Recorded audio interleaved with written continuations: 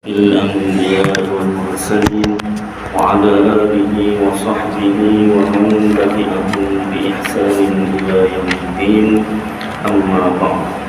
Alhamdulillah, syukur kehadirat Allah Subhanahu wa taala, takdir Allah yang sejati. Allah taala zahirkan, Allah taala jadikan kita sama-sama sambung belajar ataupun kaji ilmu fikih khasnya dan ilmu agama yang lain lainnya.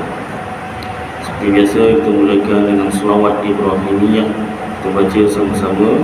Allahumma salli ala Muhammad wa ala ali Muhammad kama sallaita ala Ibrahim wa ala ali Ibrahim wa barik ala Muhammad wa ala ali Muhammad kama barakta ala Ibrahim wa ala ali Ibrahim fil alamin innaka hamidun majid.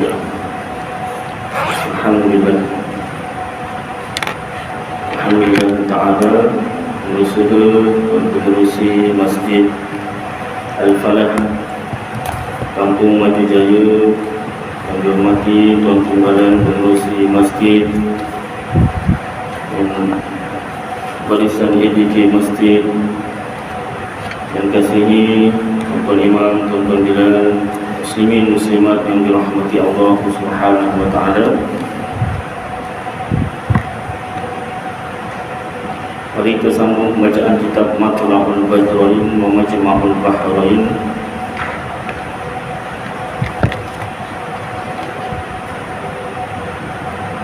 Bagi Syekh Muhammad bin Ismail Daud Fatani, ulama Fatani, Patani, Thailand, ulama Melayu, Thailand.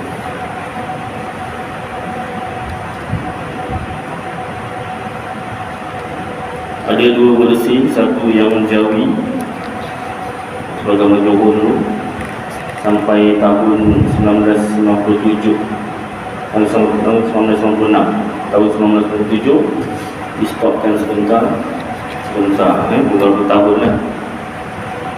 Kemudian baru masuk balik sekarang kita Matla'ul Badrain. Kemudian ada versi yang Rubi.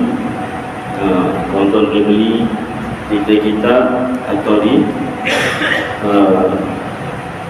dalam talian online, Shopee contoh.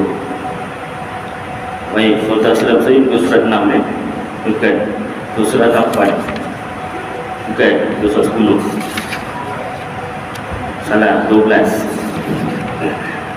Sebenarnya catat kalau tak ulang lagi itu surat 12 yang Yamin, itu surat 12.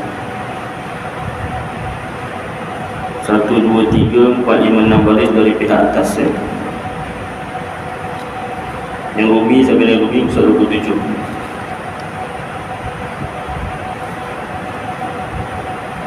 Di bawah topik percaya kepada Nabi, kitab dan malaikat. Kitab Matla'ul Badrain ini dua subjek, dua pelajaran. Pertama tauhid secara ringkas, dan juga fikih.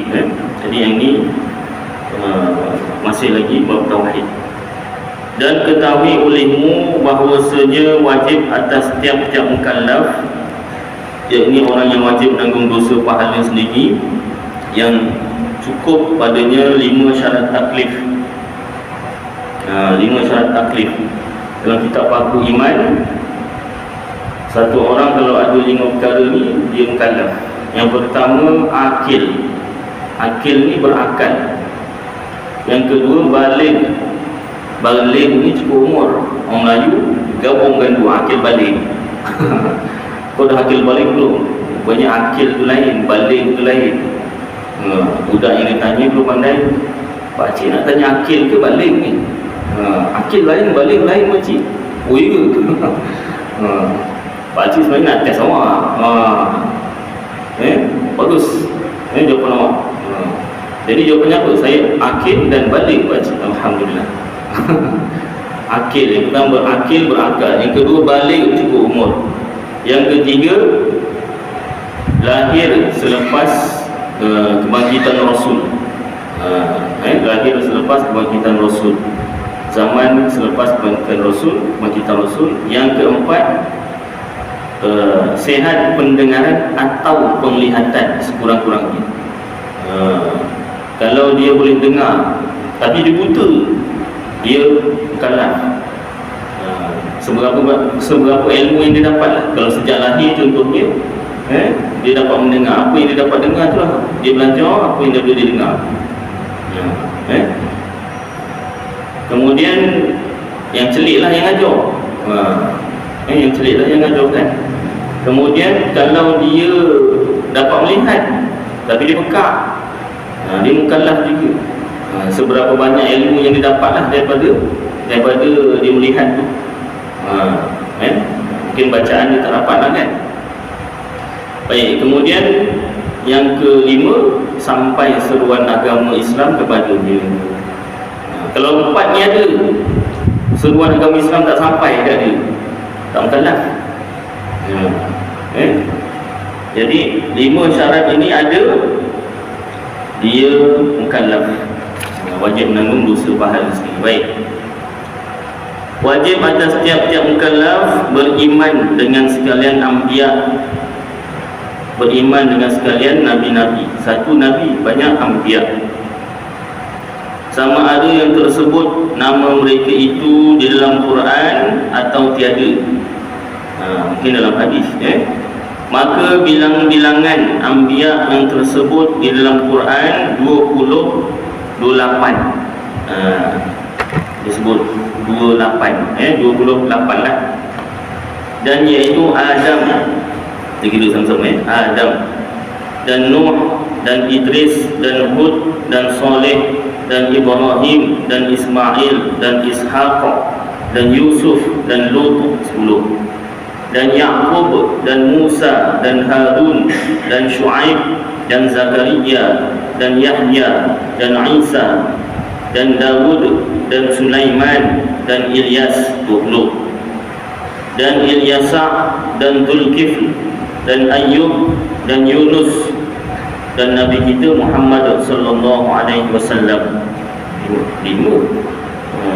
Ada tambah lagi, dan Uzair, dan Luqman, dan Dzulqarnain.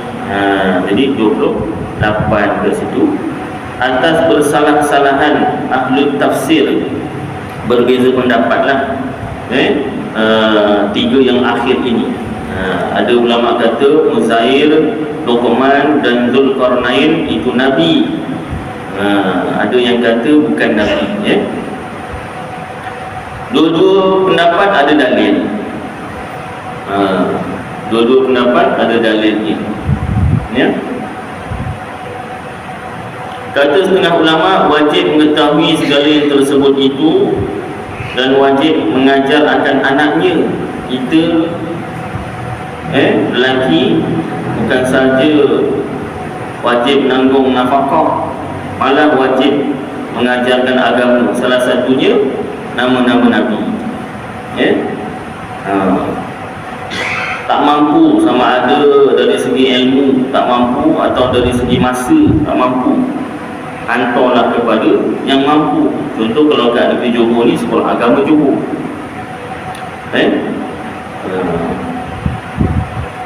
dan isterinya, bukan sekadar anak, isteri dululah kan, anak. Wajib kita ajar. Itu salah satu nafkah batin. Besok ingat nafkah batin ni dari segi nafsu je kan, itu penting juga. Dalam kitab Idaman Penuntut sini ada kan, apa nama ustaz yang ajar Idaman Penuntut, ada bab apa nama ni berkaitan hubungan suami isteri itu ada dibahaskan mendalam. Siap apa nama ni disebutkan berapa hari mesti ada ditunaikan. Kitab Idaman Penuntut. Saya ingat kitab Idaman Penuntut dekat apa nama ni Kampung Senar Baru, dah sampai bab yang kan, ada babnya. Bab apa Ustaz? Adalah bab dia. Dia penggal yang kedua. Penggal yang kedua. Baik. Jadi salah satu nafkah batin, nafkah ke nafkah, asal bahasa Arab nafkah, nafkatun, nafkah. Melayu sebut nafkah, nafkah. Tak apalah, ambilan dari bahasa Arab lah, nafkah. Mengajar anaknya dan isterinya, salah satu nafkah batin, ilmu agama, wajib sampaikan. Kalau tak mampu, kita beri upah lah orang lain yang pandai, ataupun suruhlah dia pergi sekolah agama. Kalau anak tu pergilah sekolah agama dengan isteri, jangan suruh pergi agama sahaja. Boleh ke? Umur dah 20 lebih, 30 lebih boleh. Sekolah agama tak pernah ada had umur. Cuma malu dan tak malu je lah. Kalau isteri saya cantik Ustaz, saya jealous. Yang ajar Ustaz saya tak payahlah macam tu. Suruh pergi masjid suruh apa kan, pulang gaji lah. Dia dulu isteri saya dah belajar dulu surah agama, dah belajar alhamdulillah lah. Biasanya kalau kat Johor ni waktu kecil tu dah dihantar surah agama. Dan khadamnya, kalau ada khadam, wajib kita percayakan mereka itu, nabi-nabi itu tadi, satu-satu. Dan yang tiada kita ketahui akan nama mereka itu, wajib kita percaya atas jalan perhimpunan. Faidatun, ini suatu faidah. Bermula bilang-bilangan segala anbiya, nabi-nabi itu sakti 2 laksa 4,000. Ni bahasa Fahami ada sakti 2 laksa 4,000. Laksa apa ni? Sakti ni ke Johor ni bukan makanan, ni bilangan bahasa Batangi. Sakti tu 100 kalau silap, 2 tu 2 lah, laksa 10, 4 tu 4 lah, 1,000, 124,000. Bahasa Batangi. Dan yang jadi rasul daripada mereka itu 313. Daripada 124,000 nabi-nabi, yang jadi rasul 313 orang. Maknanya yang nabi-nabi ini, 124,000 nabi ini, 313 sahaja yang jadi rasul, 313 sahaja yang menyampaikan ajaran mereka pada umatnya. Baki lagi itu diamalkan sendiri sahaja, tak wajib disampaikan. Dan pada satu riwayat 314 orang, ada riwayat yang lain katakan 314. Dua-dua ada dalil, cuma dalil ni kuat atau kurang kuat. Dan yang afdal, yang utama daripada sekalian nabi-nabi itu, nabi kita Muhammad sallallahu alaihi wasallam.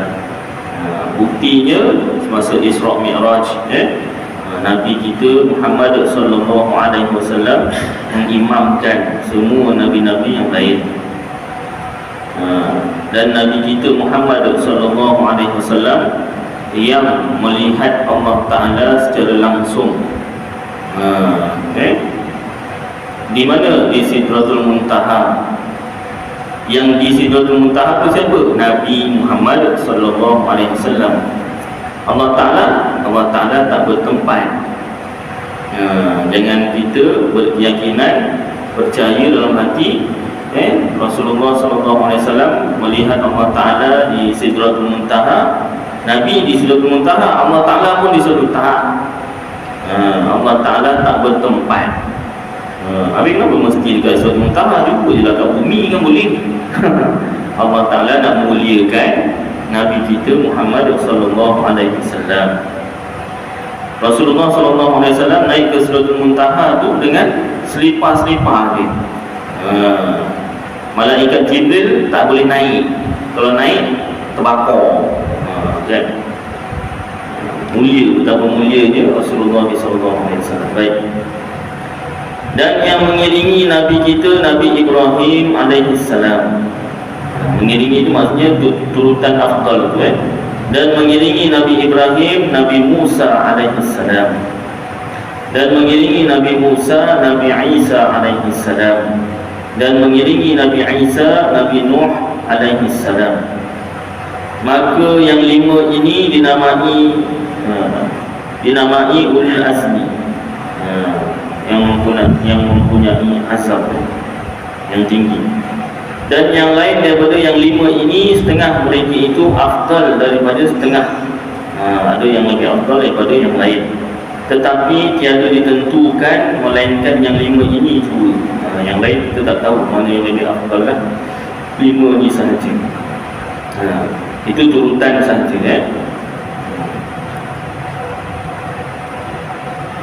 Baik, disebut nama Nabi Ibrahim, disebut nama Nabi Nuh. Teringat arwah bapa saya ngajar dulu masuk kebun.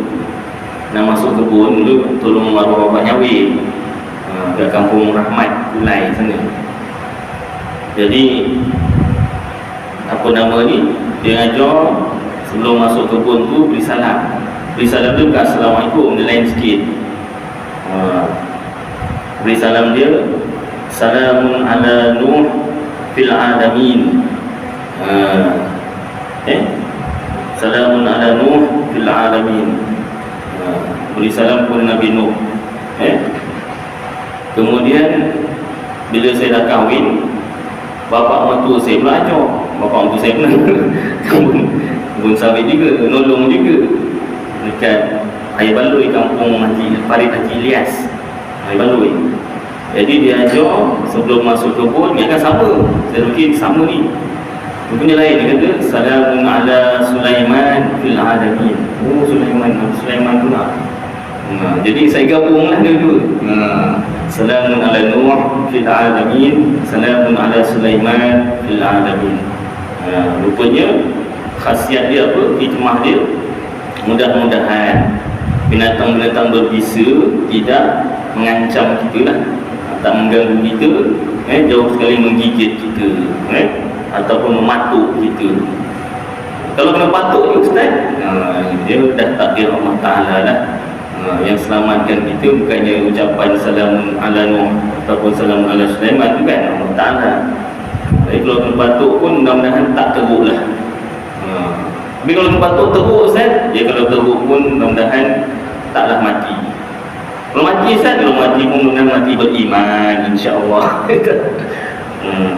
Ini maksudnya kalau kan, banyak kalau ni, kalau tu, kalau ni. Itu jawapan dia. Baik. Kalau masuk rumah, Assalamu alaina wa ala ibadillahi sholihin. Ada hadis pula, sebelum masuk rumah baca bismillah. Barang siapa baca bismillah sebelum masuk rumah, jin syaitan tak ikut masuk rumah. Kalau ada dalam rumah tu jin syaitan, dia keluar. Tapi syaratnya semua dalam rumah tu sebelum masuk mesti baca bismillah, paling kurang lah. Kalau baca penuh lagi bagus. Bismillahirrahmanirrahim. Baik, sambungan. Bermula sekalian, kitab yang turun dari langit itu 104 buah kitab. 104. Diturunkan atas Nabi Syekh Nabi Syekh alaihi salam 50 kitab. Nabi Syekh tak ada disebut dalam Quran. Yang atas tu disebutkan dalam Al-Quran 28 Nabi. Nabi Syekh tak disebut dalam Quran, mungkin dalam hadis. 50 kitab tak disampaikan lah, sebab dia Nabi dan Rasul. Dan diturunkan atas Nabi Idris alaihi salam 30 kitab. 30 kitab ini jadi Rasul.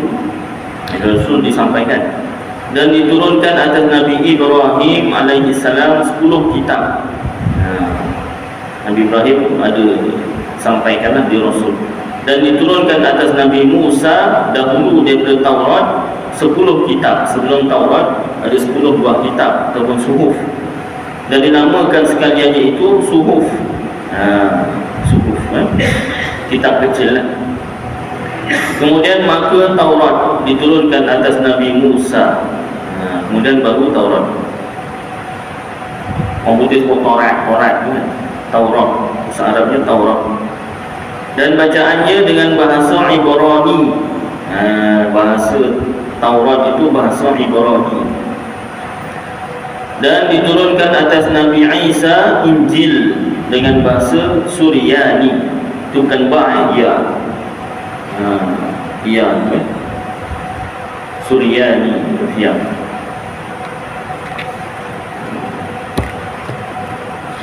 Jadi bahasa Suryani. Bahasa apa Ustaz? Cari kat YouTube kalau ada bahasanya, kalau masih ada. Suryani. Dan diturunkan atas Nabi Dawud Zabur dengan bahasa Kidoti. Dan diturunkan atas Nabi kita Muhammad sallallahu alaihi wasallam Quran dengan bahasa Arab. Dan wajib pula atas tiap-tiap mukallaf yang cukup 5 syarat aklif tadi, bahawa iktikad, percaya, yakin dalam hati bahawasanya sekalian malaikat itu daripada hamba Allah yang dimuliakan dia, dan bahawasanya terpelihara sekaliannya daripada segala maksiat. Maksiat ni dosa. Terpelihara daripada segala dosa. Orang Melayu tu sebut maksiat berenda dia. Berenda apa tak berenda? Berenda berdoaan. Kenapa mana datang berenda? Ber tu imbuhan bahasa Melayu. Renda tu bahasa Tamil. Digabungkan. Bunda satu, renda dua. Jadi berenda berdua-duaan. Kreatif orang Melayu ni. Cuma tak ada dalam kamus lah. Lalu saya dapat dari guru saya juga lah. Kalau guru saya tak beritahu, saya pun tak tahu berenda tu campuran bahasa Melayu bahasa Tamil. Masyarakat Malaysia ni, bahasa kat Malaysia ni yang ada berenda ni. Kat India pun tak ada. Baik. Jadi orang Melayu ni bila sebut maksiat, berenda je, berdoaan saja tak. Maksiat ni segala jenis dosa. Meninggalkan sembahyang fardu dengan sengaja tanpa sebab yang dibolehkan syarak pun berdosa besar, maksiat juga. Saya pernah sebut kan sebelum ni kan. Tapi kalau orang kita nampak dia tak sembahyang asar contohnya kan, kat Padang, ni bukan Padang sini, bukan tempat lain, Planet Marif. Tentang sebelah masjid di Padang Ustaz ni, bukan Padang sini, bukan Padang kampung Melayu, kampung lain, tempat lain. Dia tengok orang tu sebelum asar dah mula main, sampai ke maghrib baru habis. Maknanya sebenarnya asar tak sembahyang lah. Takkan jamak pula kan, jamak taklim. Dia tak pergi mana-mana. Jadi dia pun call Badan Pencegah Maksiat. Dia ni ada orang buat maksiat ramai-ramai kat Padang. Badan Pencegah Maksiat pun bawa lah 2-3 van. Tak, satu Padang ramai-ramai ni, tak muat satu van. Itu main bola. Ya, main bola. Dia daripada sebelum asar saya tengok tak sembahyang sampai ke maghrib. Macam nak tahu, saya duduk tengok. Awak pun sama tak sendirian. Jangan pula macam tu Itu Badan Pencegah Maksiat memang dia khas untuk orang yang berenda tadi, zina. Baik. Ni istilah tu maknanya segala jenis dosa. Jadi malaikat terpelihara sekaliannya daripada segala maksiat, segala dosa. Malaikat tak buat dosa. Lagi suci mereka itu daripada sifat manusia. Malaikat tak ada sifat-sifat manusia. Dan tiada diketahuikan banyaknya melainkan Allah Subhanahu wa ta'ala. Sangat banyak, kita pun tak tahu, hanya Allah yang tahu. Dan setengah daripada mereka itu Jibril dan Mikail dan Israfil dan Izrail. Bukan Azail, Izrail ya. Huruf ra tinggal ya. Izrail. Huruf ra tinggal. Dan sekalian yang empat ini kepala ataupun ketua, kepala-kepala segala malaikat, ketua-ketua malaikat. Dan mereka itu terlebih afdalnya. Empat ni yang afdal. Dan setengah mereka itu jumlah hamlatul arsh. Jumlah hamlatul arsh, iaitu yang menanggung akan arsh. Dia pegang arsh tu junjung. Dan mereka itu sekarang 4 malaikat, dan tambah atas mereka itu pada hari kiamat 4 pula. Dan setengah daripada mereka itu mungkar, tambah lagi, dan nakir. tambah lagi daripada 4 tadi, Munkar dan Nakir. Dan Ridwan yang menunggu syurga, dan Malik yang menunggu neraka, atau nama lain malaikat Zabaniyah. Tu orang kata muka arwah bapak saya garang. Pasal pun nama dia Maliki, penjaga neraka.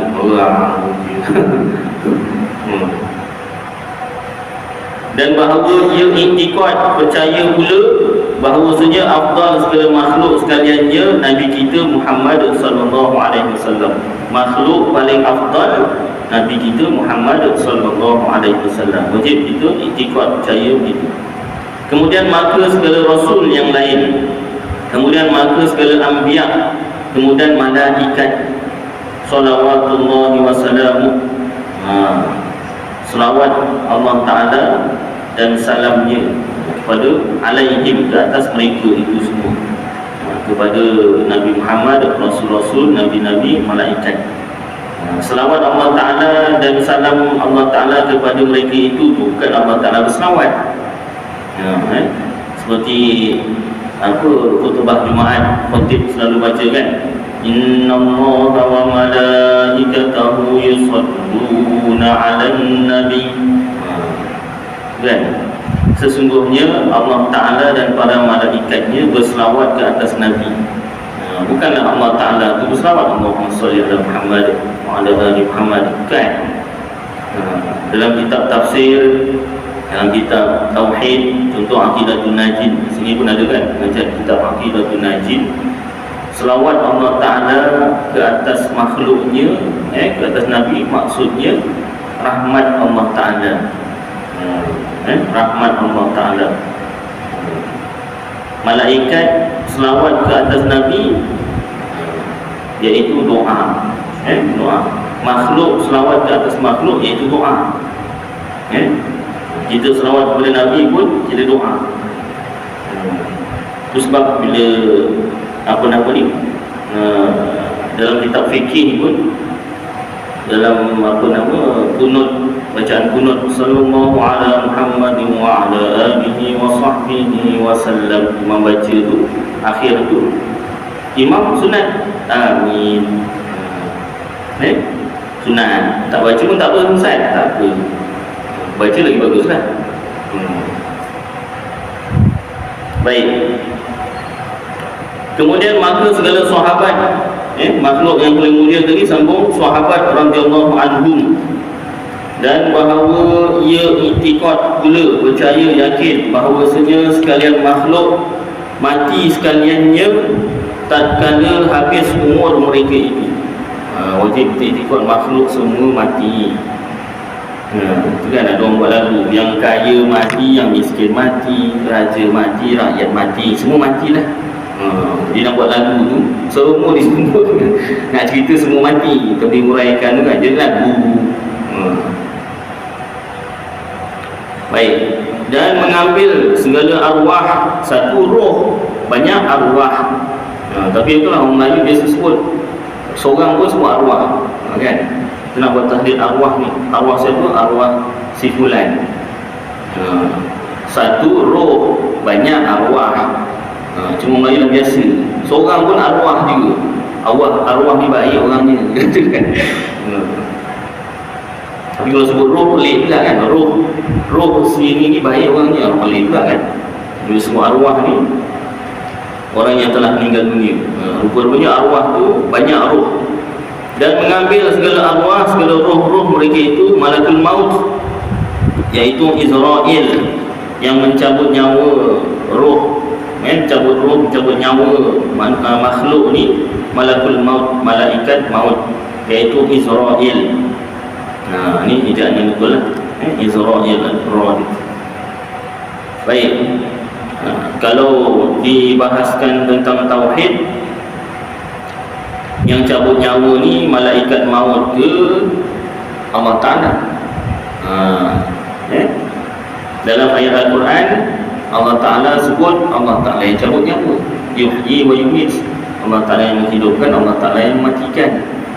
Dalam ayat Al-Quran juga ada juga, qul yatawaffakum malakul maut, katakanlah ya Muhammad, yang mematikan kamu malaikat maut. Ini mana satu yang betul? Jawapannya dua-dua betul. Habis macam mana tu Allah Ta'ala ke malaikat maut? Dua-dua betul. Huraikan sikit Ustaz. Macam tak boleh nak terima pula. Pada zahir pandangan mata kasar, seolah-olah malaikat maut yang cabut nyawa makhluk.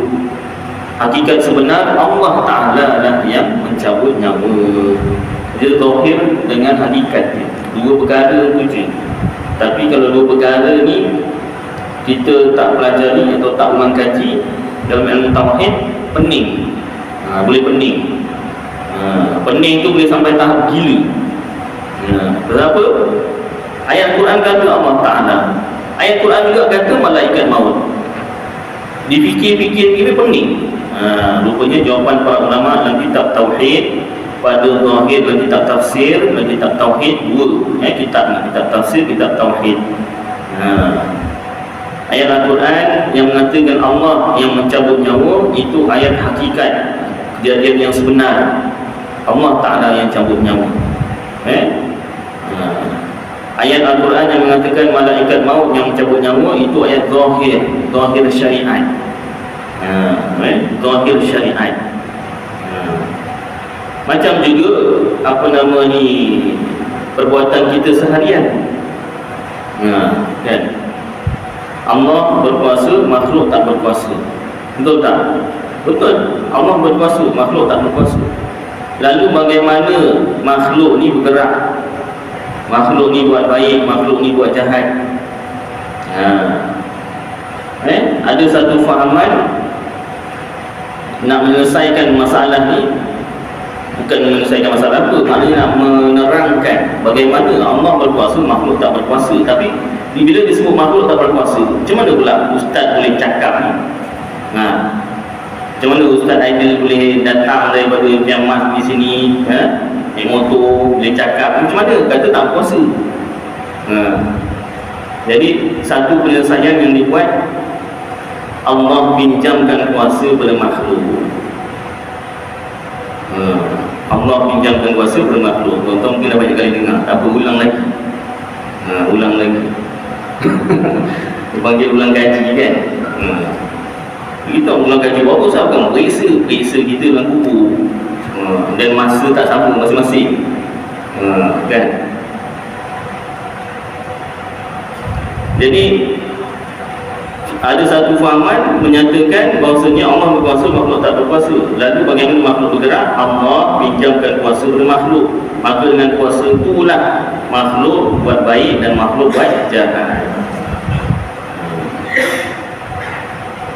Jadi betul tak fahaman ini dalam kitab tauhid, kitab Aqidatul Najin, kitab Risalah Tauhid, kitab Faridatul Faraid, kitab Melayu, kitab Arab, kitab Fathul Majid bagi Syekh Nawawi Al-Bantani, kitab Tuhfatul Murid, kitab Jawharatul Tauhid. Fahaman Allah pinjamkan kuasa bermakhluk, ini fahaman Mu'tazilah, fahaman sesat Mu'tazilah, bukan Ahlus Sunnah wal Jamaah. Bukan. Habis macam mana nak selesaikan masalah ni? Allah berkuasa, makhluk tak berkuasa. Kita ulang kaji tauhid. Dari segi fahaman Ahlus Sunnah wal Jamaah, pada zahir pandangan mata kasar, seolah-olah makhluk yang bergerak sendiri, seolah-olah makhluk yang memilih sendiri buat baik ke buat jahat. Hakikat kejadian yang sebenar, Allah yang gerakkan, Allah yang tentukan pilihan makhluk itu nak buat baik atau nak buat jahat. Baik, masa isyak ni sama sikit azan dulu.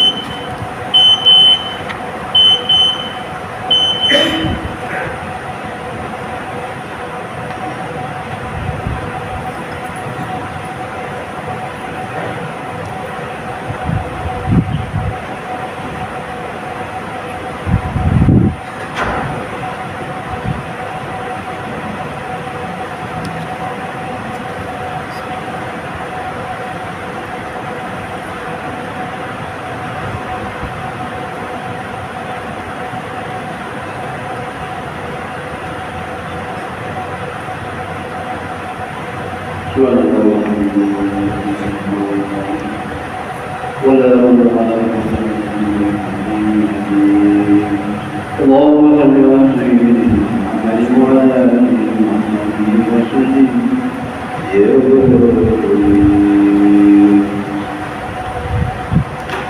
الله أكبر الله أكبر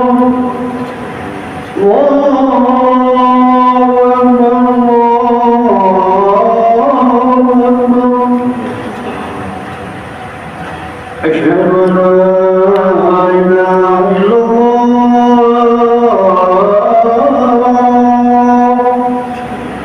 أشهد أن لا إله إلا الله أشهد أن محمدا رسول الله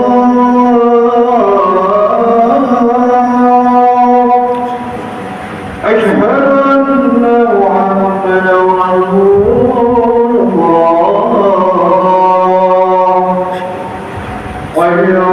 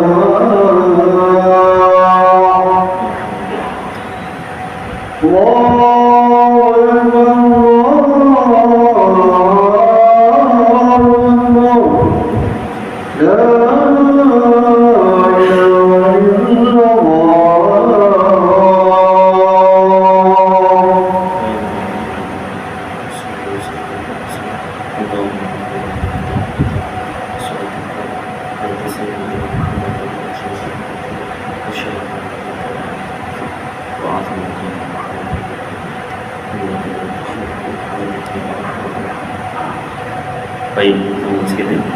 Jadi itu penyelesaian dia. Allah berkuasa, makhluk tak berkuasa. Betul.